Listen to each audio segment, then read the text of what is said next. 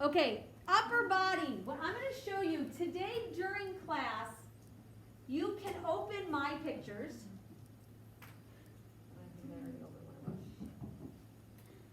And I'm going to use my marker, my whiteboard marker, and I'll show you what I mean to label, but most of you did a really nice job of doing that anyway in your homework. So use my pictures, or if you really would prefer,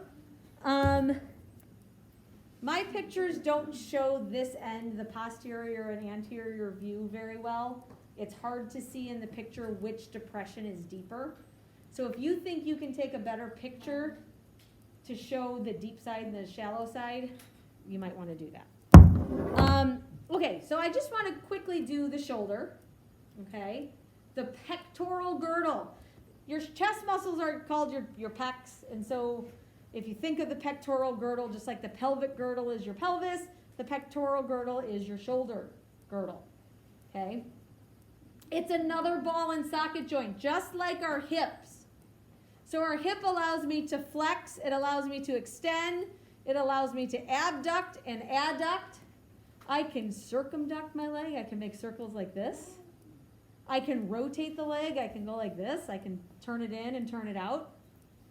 Okay, but I cannot, so flex, extend, abduct, adduct. I can make circles, I can go like this. So those are all movements, but I cannot with my legs go like this. Okay? This guy, I was on TikTok the other night, and this guy was like, he was watching a video on how to make it look like he broke his arm, and then his arm popped out on accident. Oh, that's gross. Okay, just like with the pelvis, we have a couple bones that make up our shoulder girdle. Okay, number one, we have our clavicle. Okay, and when you labeled it in the homework, there was kind of a slight, like a stretched out S. Okay, the flat end is the sternal end. It goes, attaches to your sternum. And this end that looks like a spoon is the shoulder side. Okay, kind of looks like a spoon to me. And so that's your collarbone. It's called the clavicle. And your shoulder blade is called your scapula. Okay? And again, if you're going to figure out right or left, medial or lateral, you have to know where would it fit on your own body. Okay? So if I look at the scapula, this is the back view. The back view is this actual spine that you can touch, that you feel the actual, like when you're reaching for, and you, oh, here's my shoulder, and you can feel this whole spine of the scapula. So that's the back part. Okay, that's the posterior. And if this is a depression right here that makes the socket part of the ball and socket joint, obviously it has to be on the outside part. So I would go like this, and I'd make sure the spine is out to the back, and this depression is where my shoulder goes. So I would know that this is my right scapula. Okay? So the depression, this is called the glenoid cavity or the glenoid fossa, is the socket of the shoulder. So it has to be where the shoulder is. Okay, so this is my right scapula. Couple locations. There is the spine. There is the glenoid cavity, which creates that socket for the humerus. This front process, the process that's a little bit smaller, is called the coracoid process. And then the larger one that reaches way from the back and goes all the way forward is the acromion process. It kind of, it's very, I don't know what I would call it. Okay, so this is the acromion process. It's on the top. The lower one is the coracoid process. We're going to hear that on the ulna there is a coronoid process, and on the scapula there is a coracoid process.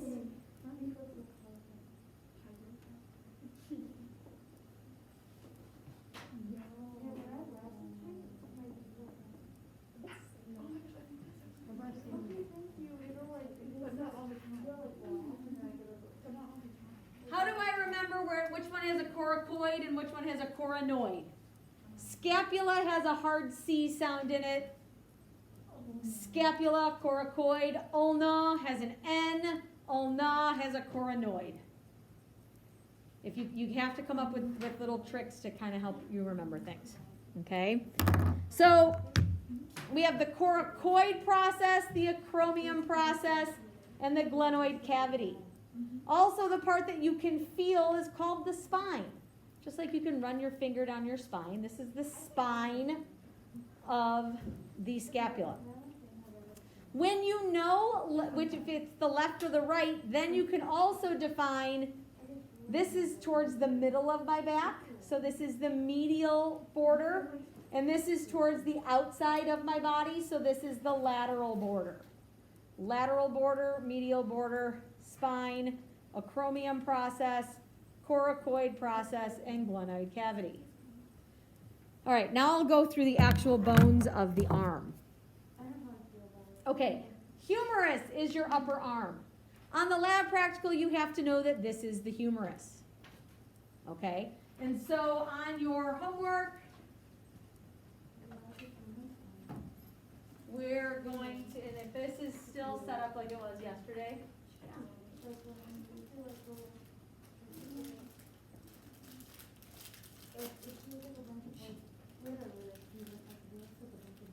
okay, this is the humerus. This is the radius. And this is the ulna. Okay? And I think this is my anterior view. Yeah, so these are fronts. Okay, so this is the front of the bone. So we'll start with the front of the bone. Okay, if I'm looking at the humerus, it is the upper arm. And it would fit into that glenoid cavity to make a ball and socket. But if you look at this ball and socket, it's got a lot more range of, it's not as much of a socket. It's more of a depression, right? And so that allows for easy flexion and extension, and that's why you can go all the way up and go all the way around in a circle. Like I can put my arm up like that. I cannot do that with my leg. I don't care how fit I am or how flexible I am, my leg will not come all the way up like that. It just doesn't, okay? So, couple of main parts, yeah. Yes, okay. So we can always see the head. The head is always going to be at that proximal end nearest the main joint. The main joint of your arm is the shoulder, okay? So the head has to point towards that glenoid cavity, so it's on the medial side, okay? We have two big old lumps. We have two big old lumps on the bone. On the anterior side, there is a lesser tubercle, the smaller of the two bumps. And the bigger of the two bumps is more on the side and kind of reaches around to the back a little bit. It is the greater tubercle, and I'll write those down in just a second. And in between them is an intertubercular groove. And if you look at it, it's a groove between two big bumps, okay? So the head is rounded. It's covered in articular cartilage. It allows for the shoulder to move the way that it should move. So is that why you feel the bump here on your shoulder sometimes? Yeah. Okay, so lesser tubercle, the smaller of the two bumps. Greater tubercle, the bigger of the two bumps. Intertubercular groove goes down the center. If you look down the lateral border of the humerus, it is rough and bumpy. It's not just, this isn't just dirty, okay? It is rough there, and that is what we call the deltoid tuberosity. So your shoulder has a muscle that covers it sort of like a football shoulder pad. And that muscle attaches, that's the deltoid muscle, attaches to this rough spot. When the deltoid contracts, shortens, you lift your arm. So it would make sense that it would attach to the lateral side so that when those muscles attach, the arm goes like that, okay? How do I know what the front and the back is, though? Okay, this is the key. We have an indentation on the front of the bone, and there's an indentation on the back of the bone, okay? The indentation on the front of the bone is the coronoid fossa. Okay? And on the back of the bone, it is the olecranon fossa. The big indentation is on the back. The big one is on the back. Use the alliteration whenever you can. The big indentation's on the back. Okay, the shallower one is on the front. The bigger indentation is on the back because when the ulna articulates and your arm is straight, okay, that olecranon process has to really sit in there. Okay, it's an indentation that allows for that process to kind of have a spot. On the front of the bone, number one, we don't walk around with our arm flexed all the time. Okay, we don't do this all the time. And how often do you flex to full flexion? Never. Not very, I mean, we don't do this position that often. We do it, but we don't walk around like this. A more relaxed state is with your arm straight, okay? So when your ulna is completely flexed, the coronoid process rests in that coronoid fossa. So it's a shallower depression in the front, a deeper depression in the back, coronoid on the front, olecranon on the back, okay? So this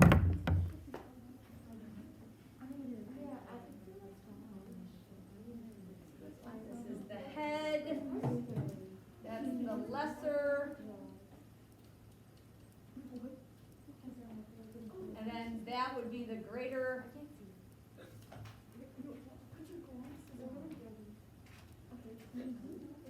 And if this is the front, then this is my coronoid fossa. This is my medial epicondyle. This would be lateral epicondyle. This would be the deltoid tuberosity. Okay. I have two more things to show you on the front, and then I'm going to move to the radius and the ulna. Okay. I thought I had these all.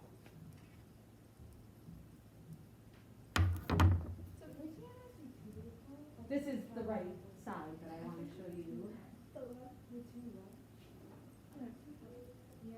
Have you ever had anyone have to use the shower / eye wash? In here? No. Elsewhere? I've never had anyone catch on fire. I've had people bleed. I've had people pass out. I've never had anyone vomit in my classroom, but I've had them vomit in the hallway. Hey, you know, better than in the classroom. But if I had them, yeah. So no, I've never had to use the shower. I had Matt take a safety shower just so that I could see how it worked. So the first time that I came to the science building when it was brand new, Matt was with me. I'm like, dude, take a safety shower. And he did. And then it took a really long time to clean up because it drains into a floor, but the floor is not sloped enough. I was about to say, it's not sloped, right? Nope, it's not good. Okay, Okay, so when we look at the radius and ulna, we have to think about that the radius is thumb side, okay? And the ulna is pinky side. It's important to know that because it will help us figure out left and right and all of that stuff too. But the radius is thumb side, and I want you to move your arm like this. I want you to go from what we would call this position supinated, where your palms are up, you could carry soup. And if I was going to pour out the soup, what would I do? If I were to pronate, okay, everybody went from their thumb on the outside to dumping their thumb over, right? When I said pronate, nobody did this. Yeah. Right? Because to do that, I'm not really making my pinky move as much as I am my whole arm, right? Okay, So if I'm going to rotate my hand, I rotate from the thumb. Let's look at the radius. Let's look at the head of the radius. It's a flat disc. This flat disc articulates with a rounded end of the humerus. And because of that, it can spin or rotate. Because of the shape of the head of the radius and how it articulates what we call the capitulum, I can rotate the thumb side of my forearm. It can dump. Okay? If I look at the ulna and how the ulna, there's no rotating there. Okay? There's no rotating. And if you think about it, the elbow doesn't really move. It's just the radius that moves. When people are double jointed, does that mean like have more than one like? It usually just means that the ligaments are kind of loose and they can hyperextend. What did I do with the marker? Pretty tricks. Is that? I need the white one that writes on the. Here it is. Okay, so this is the head of the radius. You know it's the head, it's a flattened disc, and it attaches to, this is really round, and it's called the capitulum. Okay?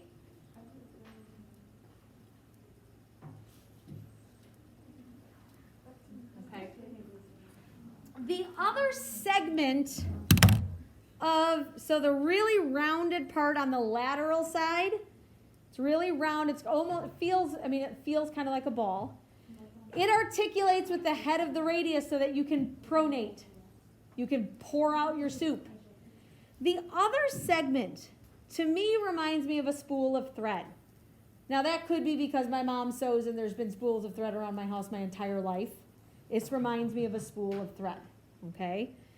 This segment here is called the trochlea, okay? So this here is the trochlea. This more rounded section on the lateral side is the capitulum.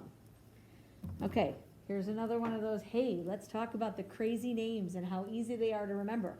So the trochlea articulates with the head of the ulna. The head of the ulna. Head of the ulna looks like a wrench. Guess what the indentation of the wrench is called? The trochlear notch. So the trochlear notch fits around the trochlea. So clever. Right? So clever. And the big depression on the posterior, or the back of the humerus, is the olecranon fossa. And the part that sticks into it, the top part of that ulna, is called the olecranon process. And the front side, or the anterior process, so kind of like that bottom lip of the C, is the coronoid process. And the coronoid process sits into the coronoid fossa. So clever. So clever. And the other way that you can kind of tell the left or right of is that there's a part that sticks out on this side and it's flatter on this side. The flatter side allows for the radius. It's called the radial notch. Kind of allows for the radius to sit in there, okay? So that it can rotate. So you have the olecranon process, the coronoid process, the trochlear notch, radial notch, okay? And then at the other end, where the ulna and the radius articulate with the hand, the projections that look like high-heeled shoes, or Minnie Mouse's high-heeled shoes, like Minnie Mouse and Daisy Duck would wear shoes like this. Okay, those are just another styloid process. We have a styloid process on so many bones, but it's the part that looks like a shoe. Okay, so if I'm going to look at my ulna, I have an olecranon process. This part here is the trochlear notch. And it does say trochlear notch. It just went away. Where did the picture go? I made it go away. How the hell did I do that?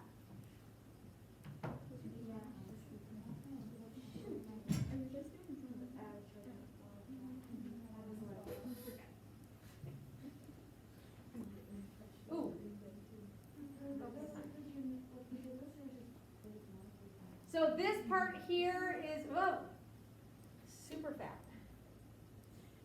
Oh my God.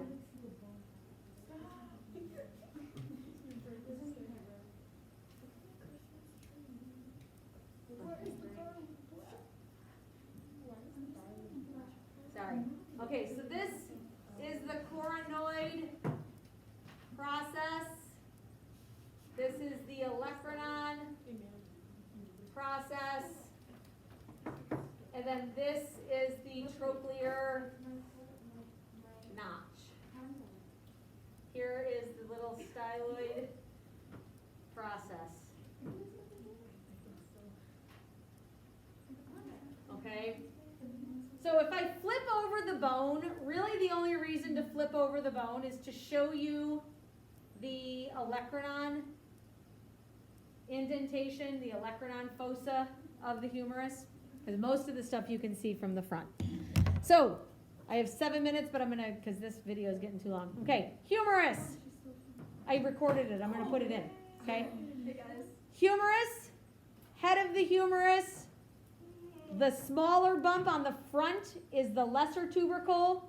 The bigger bump that's on the lateral and kind of stretches to the back is the greater tubercle. The indentation, the groove in between them is the intertubercular groove. We have a deltoid tuberosity on the lateral side of the bone. That's where the deltoid attaches. On the front of the humerus, on the anterior side, we identify the coronoid fossa, the indentation. We have a medial and a lateral epicondyle, so the ridge, the bump where ligaments will attach. We have the trochlea on the medial side. It looks like a spool of thread. Okay, it's where the trochlear notch attaches. And then the more ball-like side is called the capitulum, and that's where the head of the radius attaches. When we turn it to the back, we have a deeper indentation on the back called the olecranon fossa. Okay? We have the radius. The radius, all you have to identify if you were to do this, but if the radius were on the lab practical, you would see this and say, oh, that's a radius. Circles have a radius. The head of the radius is a circle. Okay? Radius, that's the radial head. We have a radial tuberosity and a styloid process. Okay? Actually, it would go this way. Okay? Not a lot of locations on the radius. The ulna has a lot of locations. The ulna looks like a wrench. Okay? The ulna has the olecranon process that fits into the olecranon fossa of the humerus. It has the coronoid process that fits into the coronoid fossa of the humerus. The head of the wrench has the big old notch that's called the trochlear notch because it fits around the trochlea of the humerus. The kind of indentation where the radius would sit is called the radial notch. And down at the other end where it kind of looks like a shoe, it's called that styloid process. Okay?